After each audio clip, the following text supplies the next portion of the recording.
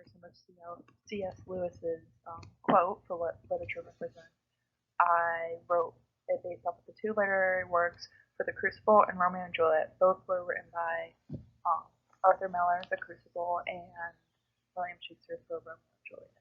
So both of these literary works themselves both represent a time and period that where women struggled and basically women's rights were inequality and the empowerment women had to go through, and generally the cultures and the time periods itself represented this as a whole within these two literary works. And for Romeo and Juliet's story itself, it represented the time of the Elizabethan era, and for the Crucible, it represented a time during which the Salem witch trials took place. And a lot of women back then, during the Salem witch trials, they tended to be most outed during that time period compared to men, and that's basically the comparison with C.S. Lewis's quote is what's representing literature in the time periods of those time periods and cultures have such an impact on reality itself. And that's what I'll be talking about in this presentation that goes along with my essay. The Crucible, written by Arthur Miller, was written and developed based off the time period and the idea of witchcraft and the Salem witch trials, obviously, that took place within the Salem village. So this, idea of the witchcraft and just the Salem witch trials in general started based off of the Puritans, which was basically a religious group, religious people. So I'd say the culture there, basically, that was the biggest part of the community within the Salem village that made an impact to creating the Salem witch trials, so I'd say, because if there was anything out of the ordinary where your behavior was off or anything just that seemed off of them in any way possible, those Puritans would take that as you sinning to the devil, or so and say committing sins with the devil, and that's what kind of developed that idea that people were committing sins with witchcraft, and the whole idea of witchcraft itself started taking place within the late 1600s. As I was introducing the Puritans in my last slide towards the end of the PowerPoint slide, the Puritans were those who contributed the most to the Salem village during this time period of the Salem witch trials. So they had their own beliefs and their own rules of how to act and have your way of life.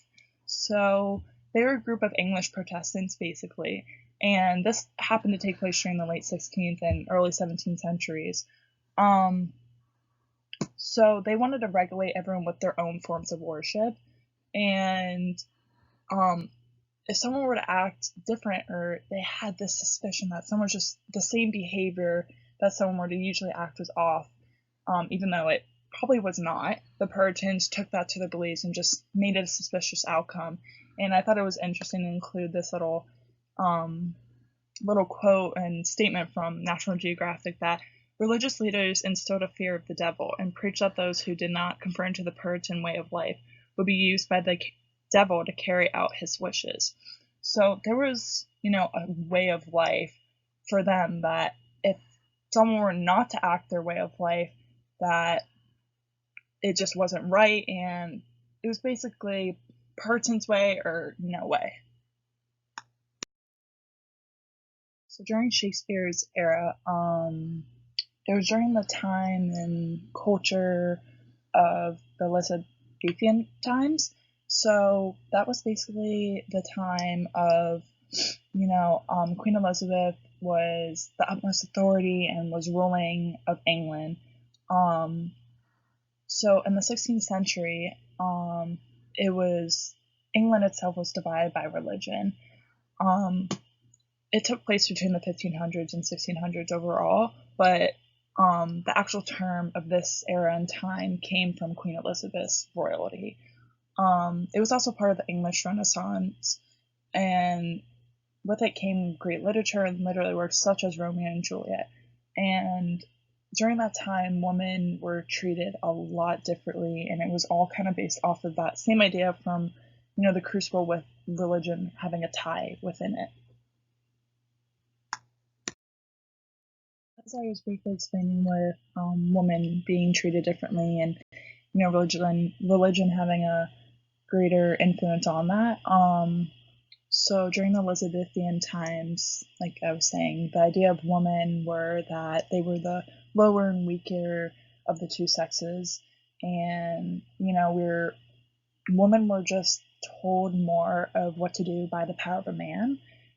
This concept was contributed to the term the Great Chain of Being. So the Great Chain of Being was that everything in society had a certain place, had a specific belonging to things, and a specific value and effort in life. And if these beings were overstepped or just not in the same ordinance that they were usually in, or had that same value, the entire chain of being would then fall apart, to so and say.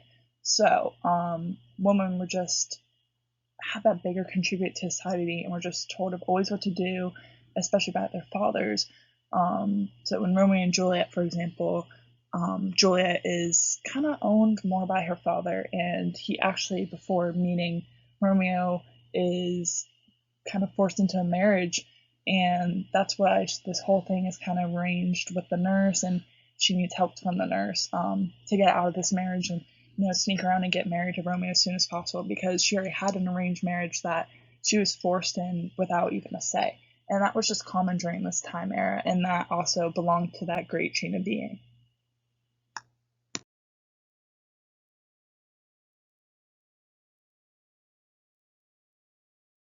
Aside from, the facts and the critical analysis itself, and the different time periods and the cultures that represented to C.S. Lewis's quote, and inequality and women's rights and all that combined and compared with the two, the Crucible and Romeo and Juliet. I just wanted to include this little kind of fun fact, kind of fun little slide of how both of these literary works have been so famously reenacted, and I personally think that that is such a great contribute to both of these plays, literary work, and just society to itself. And I think it also ties in with C.S. Lewis's quote of, reality with things. And it really just has that bigger impact on what literature represents. And us just reenacting these plays and these literature works has such like an empowerment and movement with such historical things, such as inequality that was represented within both of these literary works. So I just want to include this fun little slide. And so the Crucible movie in 1996, it's actually one of my favorite movies to kind of watch, not just because I like both of these literary works themselves, but it starred many well-known actors such as Winona Ryder, who most of you probably know that she's mostly famous for in Stranger Things now with her role. So she was a big contribute to that movie, and she played Abigail in that movie. And Romeo and Juliet itself, that play has been reenacted so many times, and it's just such a great movement to keep reenacting it and keep having an influence even in current society. I mean, we're still talking about it in English and literature classes.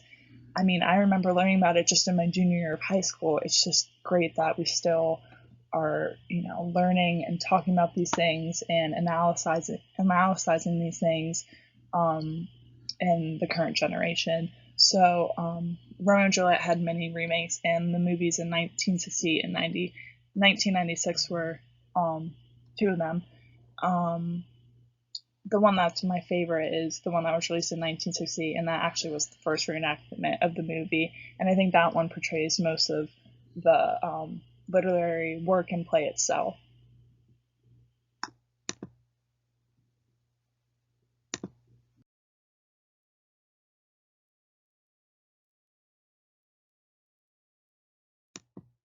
So that concludes the end of my slide and presentation to the essay that I wrote regarding C.S. Lewis's quote and the inequality and the women's rights and all that empowerment movement with female beings for my essay that this PowerPoint also represents. So this is just my works cited page and all the contributions to the pictures and the articles I use, such as National Geographic.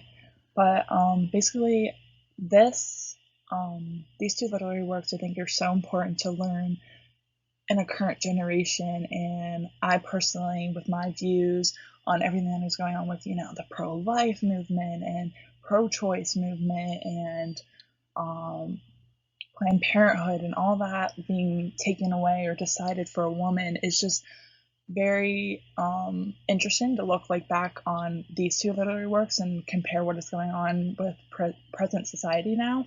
And I just think it's so important to, regard back to C.S. Lewis's quote of, how big of a contribute it is with the whole idea of it's just representing reality. Literature represents reality for what it is.